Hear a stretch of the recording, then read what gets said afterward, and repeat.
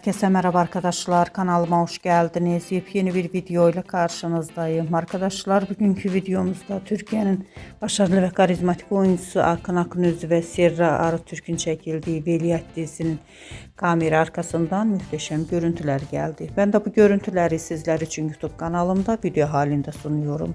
Umarım beğenirsiniz. Arkadaşlar videomu beğendiyseniz kanalımı izlemeyi ve bildirim butonuna basmayı unutmayın. Hoşça kalın.